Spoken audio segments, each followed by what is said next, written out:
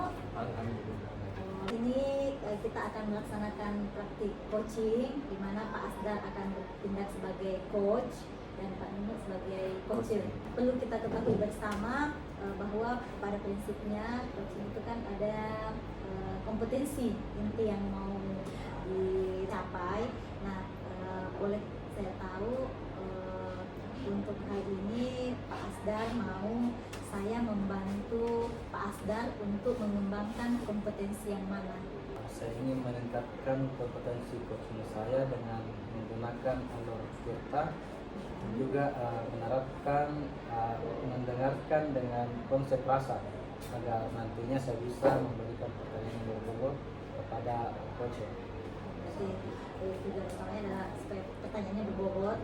Lalu Pak Asdar, bagian mana yang nanti ketika proses coaching yang ingin Pak Asdar saya amati? Jadi saya ingin ibu mengamati tentang bagaimana saya menerapkan alur tirta, kemudian alur tirta tersebut menjadi indikator dalam percakapan saya. Kemudian agar nantinya saya bisa memberikan pertanyaan-pertanyaan yang berbobot kepada coach.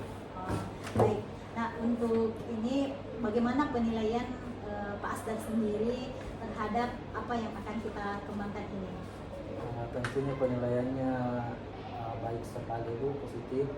Tentunya sangat diperlukan untuk mengembangkan potensi kita sebagai referensi untuk mewujudkan pemimpin pembelajaran yang berpihak pada murid nantinya. Lalu apa harapan dari observasi yang akan kita lakukan nanti? Jadi saya berharap nantinya bisa lebih menajamkan pemahaman saya terkait konsep coaching ini dan bisa nantinya mengimplementasikan dengan baik pada lingkungan kerja saya. Baik, berarti ini praktik akan kita segera lakukannya sebagai coaching. Assalamualaikum warahmatullahi wabarakatuh, Pak. Waalaikumsalam warahmatullahi wabarakatuh, Pak. Bagaimana kabar Pak? Alhamdulillah baik, sehat. Alhamdulillah. Bagaimana dengan kabarnya Bapak juga? Alhamdulillah baik juga Pak. Baik Pak Nuno, hari ini kita akan membahas topik apa? Saya ingin mendapatkan solusi agar saya bisa memaksimalkan proses pembelajaran saya di kelas. Pak Nuno ini ingin memaksimalkan pembelajarannya di kelas. Ya. Baik, sebelum kita lanjut lebih jauh, memangnya apa sih yang ingin Pak Nuno dapatkan dari percakapan kita ini? Saya ingin mendapatkan solusi Pak, bagaimana memaksimalkan proses belajar mengajar saya di kelas. Kan selama ini Bapak tahu sendiri, selain tupoksi saya mengajar di kelas, ada juga tugas tambahan yang diamanahkan ke saya sebagai yang pertama sebagai operator, yang kedua sebagai bendahara.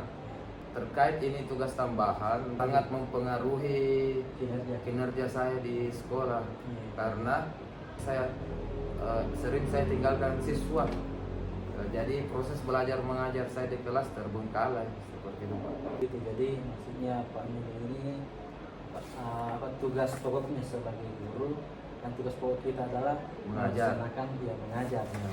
Itu tidak maksimal karena adanya tugas tambahan. Ya. Bendahara dan operator. Luar biasa Pak Nuno ya, banyak tugasnya. Guru yang luar biasa. Oke Pak Nuno, kita menggambarkan skala. Bagaimana sih kinerja kerja Pak Nuno ini jika diskalakan antara 1 sampai 10? Kalau menurut penilaian pribadi saya berada di kisaran angka 5. Namun saya harus dapatkan di kisaran 9. Minimal 9. Betul sekali Pak. Baik, bahwa seorang guru itu kita harus memiliki target yang maksimal. Tadi Pak Nuno paparkan bahwa permasalahan Pak Nuno ini tidak maksimal dalam proses pembelajaran karena memiliki tugas tambahan, yaitu sebagai bendahara sekolah juga sebagai operator sekolah. Selanjutnya boleh digambarkan situasi seperti apa atau situasi yang ideal yang Pak Nunuk harapkan ke depannya seperti apa? Begini kan Pak, idealnya kan itu seorang guru sebelum masuk di kelas dia harus mempersiapkan perangkat ajarnya, misalkan RPP, program semester dan silabus. Iya, iya. Karena adanya tugas tambahan ini, adanya tugas tambahan saya sebagai bendahara dan operator, semua perangkat ajar yang seharusnya yang dibuat oleh guru, saya sama sekali belum buat, sehingga seakan-akan saya mengajar tidak terarah, seperti itu Pak. Seperti tadi pembelajarannya tidak terarah. Tidak terarah ya betul. Karena tidak memiliki RPP atau Acuan. Iya. Iya, betul sekali Pak. Saya sangat setuju dengan pendapatnya bahwa kegiatan pembelajaran adalah tugas pokok bagi kita di sekolah yang harus dilaksanakan dengan sebaik-baiknya. Akan tetapi kalaupun kita mendapatkan tugas tambahan seperti Pak Nunuk ini, kita juga harus menjalankan tugas tambahan tersebut dengan maksimal, dengan penuh tanggung jawab. Nah, menurut Pak Nunuk, apa yang bisa membuat hal tersebut bisa terwujud? Menurut saya Pak, mungkin langkah awal yang harus saya tempuh yang pertama yaitu saya harus pandai mengatur waktu, manajemen waktu. Selanjutnya saya juga harus membuat buku agenda kegiatan apa yang harus saya utamakan pertama kali, dan tak lupa saya kerjakan tugas-tugas pokok saya harus diselesaikan Pak. Ide yang sangat luar biasa itu Pak. Mungkin masih ada ide lain yang bisa Pak Nunuk gali?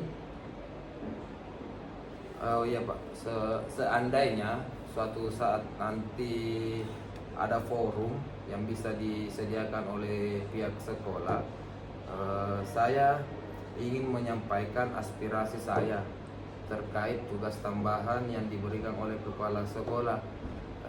Yang pertama yaitu seharusnya yang mengerjakan semua tugas bendahara dan operator yaitu tenaga administrasi. Jangan tugas bendahara dan tugas operator ini dibebankan ke guru, sehingga tugas guru tupoksinya hanya mengajar. Tuh seperti itu Pak. Luar biasa ide pemikirannya Pak. Saya juga sangat setuju. Sekiranya bendahara bos dan operator di sekolah itu khusus dari tenaga administrasi, bukan lagi dari guru. Ide apa tadi mengenai solusi dari permasalahan yang Pak Nunuk kemukakan ini, semuanya saya anggap sangat luar biasa Pak. Tapi ini mungkin di antara 3 ide tadi mungkin ada yang menjadi prioritas yang bisa dilakukan dalam waktu dekat. Untuk sementara Pak, yang paling mungkin bisa saya laksanakan yaitu membagi waktu saya antara tugas tambahan dengan tugas pokok saya sebagai guru, dengan membuat buku agenda kegiatan seperti itu. Iya, benar sekali Pak, bahwa hal tersebut saya yakin bahwa Bapak bisa laksanakan secepatnya. Jadi penasaran Pak, kira-kira ada tidak yang bisa dijadikan indikator kalau rencana Bapak ini memberikan perubahan dalam kinerja Bapak? Rencananya Pak, untuk mengetahui adanya perubahan terhadap kinerja yang saya lakukan, yaitu beberapa minggu ke depan saya akan melakukan refleksi pembelajaran dengan murid-murid dan juga melakukan refleksi kinerja dengan kepala sekolah maupun rekan-rekan guru terkait bagaimana kinerja saya selama ini di sekolah. Seperti itu Pak. Itu bagus sekali Pak. Berpikir terbuka dalam meningkatkan kinerja itu memang sangat diperlukan. Jadi kita harus memiliki pemikiran terbuka untuk lebih mempertajam pengetahuan kita, kinerja kita. Saya sangat mendukung dan berharap beberapa minggu ke depan setelah melaksanakan rencana Bapak ini, kemudian kita bertemu lagi, kemudian Pak Nunu menceritakan kepada saya pencapaiannya. Jaga-jaga nih. Yeah. Mungkin ada yang dapat membantu Pak Nunu dalam menjaga komitmennya. Oh iya. Terima kasih Pak atas apresiasi yang diberikan. Mungkin yang bisa membantu saya dalam menjaga atau memastikan rencana saya ini terlaksana adalah kepala sekolah. Saya akan senantiasa konsultasi lebih intens dengan beliau dalam mewujudkan peningkatan kinerja saya, baik dalam kegiatan pembelajaran maupun sebagai operator dan bendahara sekolah. Terima kasih kembali Pak. Saya sangat senang bisa berbagi dengan Pak Nunu, dan saya mendoakan agar apa yang menjadi harapan Pak Nunu ini bisa tercapai dengan baik. Terakhir lagi nih Pak, apa yang bisa disimpulkan dari percakapan kita ini? Kesimpulan yang bisa saya tarik dari hasil diskusi kita, saya sudah mendapatkan gambaran untuk meningkatkan kinerja saya, baik dalam melaksanakan tugas pokok saya sebagai guru maupun dalam menjalankan tugas tambahan saya sebagai operator dan bendahara.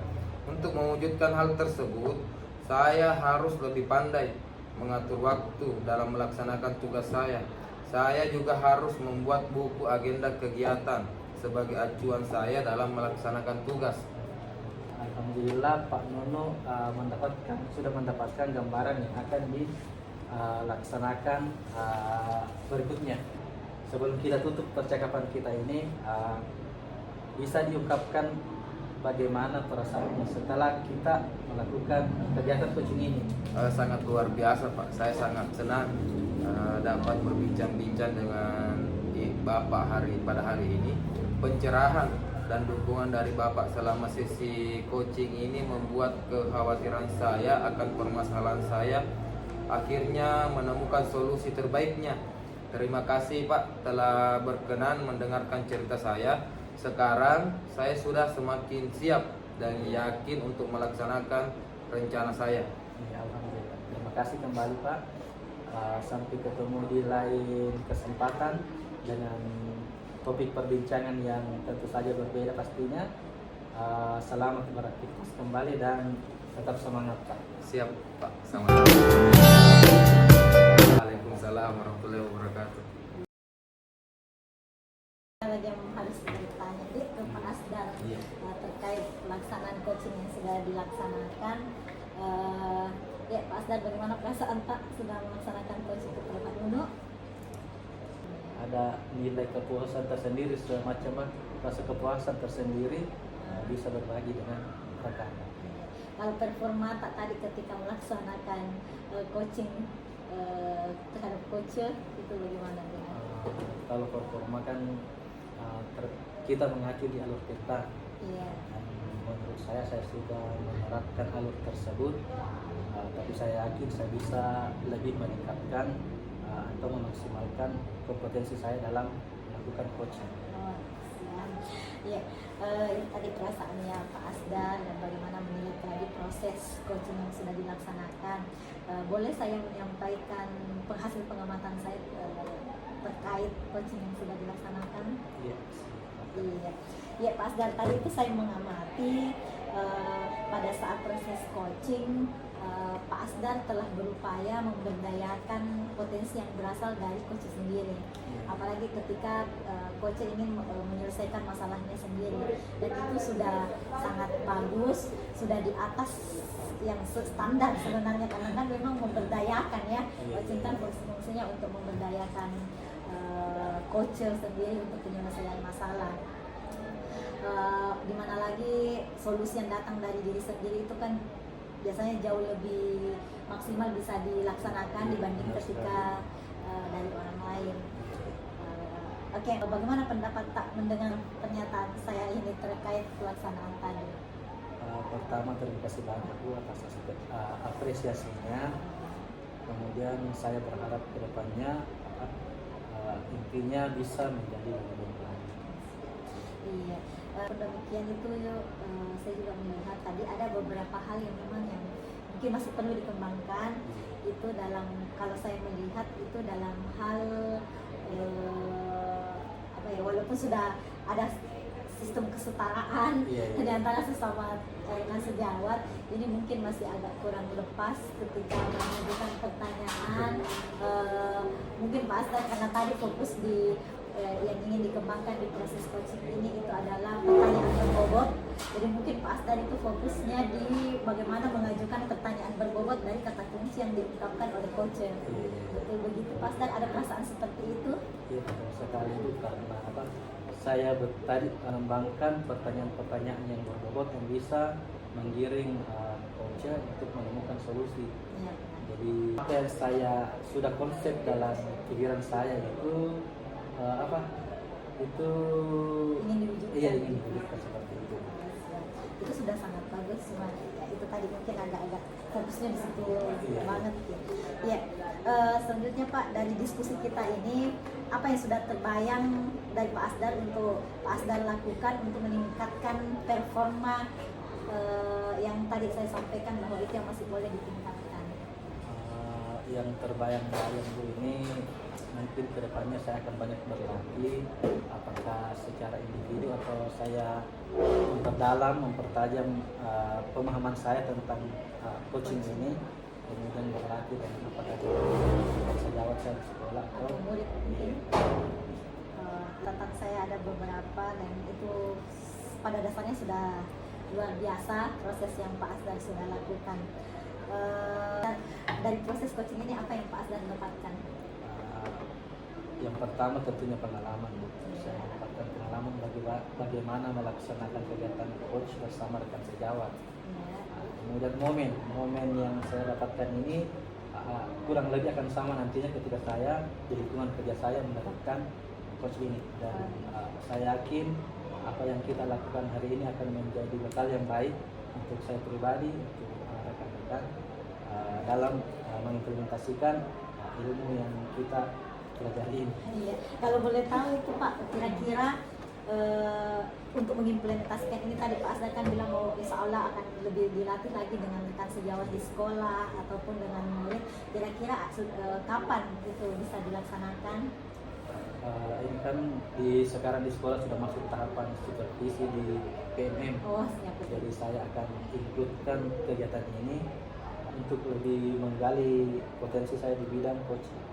Saya akan mengikutkan kegiatan coaching dalam supervisi akademik di sekolah saya. Siapa kira-kira yang Bapak bisa libatkan untuk membantu Bapak melatih kemampuan coaching Pak Asdar? Tentunya dari rekan-rekan teman CGP, kemudian dari rekan-rekan sejawat apakah di sekolah maupun yang di luar sekolah yang mempunyai kompeten, supaya kita bisa berbagi, dan tentunya tidak ada salahnya kita berbagi demi kebaikan bersama. Mantap sekali. Ya, baik Pak Asdar, mudah-mudahan ini bisa terus berlanjut kegiatan namanya latihan, insya Allah nanti lebih maksimal lagi pada praktik kenyataannya, insya Allah bekal yang kita dapatkan hari ini itu bisa kita terapkan dan benar-benar kita dapat menemukan solusi terhadap permasalahan-permasalahan yang masing-masing kita hadapi. Baik.